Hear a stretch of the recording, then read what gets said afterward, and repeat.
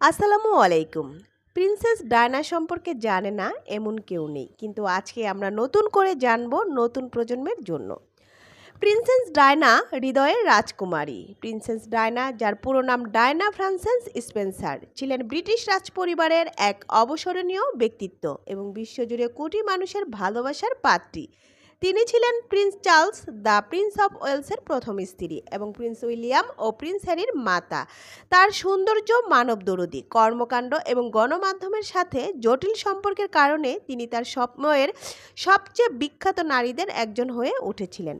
ডায়নার জন্ম 1961 সালের 1 জুলাই ইংল্যান্ডের নরফোকের স্যান্ডিংহামে এক অভিজাত স্পেন্সার পরিবারে। তার পিতা ছিলেন জন স্পেন্সার, অষ্টমাল স্পেন্সার এবং মাতা ফ্রান্সেস স্ট্যান্ড কিড। শৈশবে বাবা মায়ের বিচ্ছেদের পর তিনি বাবার কাছেই বেড়ে ওঠেন।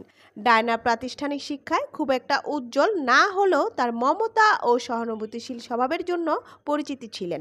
তিনি ইংল্যান্ড এবং সুইজারল্যান্ডে পড়াশোনা করেন। লন্ডনে থাকাকালীন তিনি একটি কিন্ডারগার্টেনের সহকারী হিসেবে কাজ করতেন, যা শিশুদের প্রতি তার গভীর ভালোবাসার প্রকাশ করে।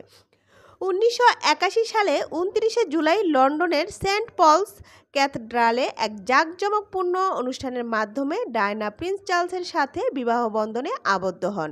এই বিবাহ বিশ্বজুড়ে প্রায় 750 মিলিয়ন মানুষ টেলিভিশনে সরাসরি দেখেছিল। বিয়ের পর তিনি her royal highness the princess of ওয়েলসের উপাধি লাভ করেন।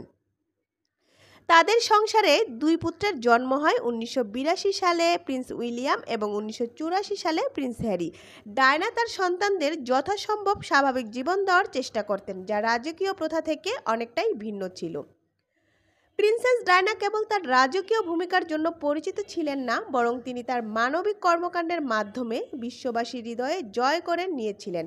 তিনি বিভিন্ন দাতব্য সংস্থার সাথে যুক্ত ছিলেন এবং বিশেষ করে এইডস ও কুষ্ঠরোগের আক্রান্তদের প্রতি সচেতনতা সৃষ্টি এবং ভূমি মাইনের বিরুদ্ধে তার জোরালো ভূমিকা তাকে আন্তর্জাতিকভাবে প্রশংসিত করে। এইডস রোগীদের সাথে নির্দ্বিধায় করমর্দন করে এবং তাদের পাশে দাঁড়িয়ে তিনি এই রোগ সম্পর্কিত সামাজিক কুসংস্কার দূর করতে সহায়ক ভূমিকা পালন করে।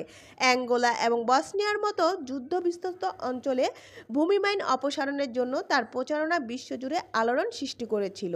তার ফ্যাশন সচেতনতা এবং আকর্ষণীয় ব্যক্তিত্ব তাকে একজন আন্তর্জাতিক ফ্যাশন আইকনে পরিণত করে। গণমাধ্যমে তিনি ছিলেন বিশ্বের সবচেয়ে বেশি আলোচিত নারী। গণমাধ্যম কনস্ট্যান্স মনোযোগের আড়ালে ডায়নার ব্যক্তিগত জীবন ছিল বেশ জটিল। প্রিন্স চার্লসের সাথে তার দাম্পত্য সম্পর্ক সুখের ছিল না এবং অবশেষে 1992 সালে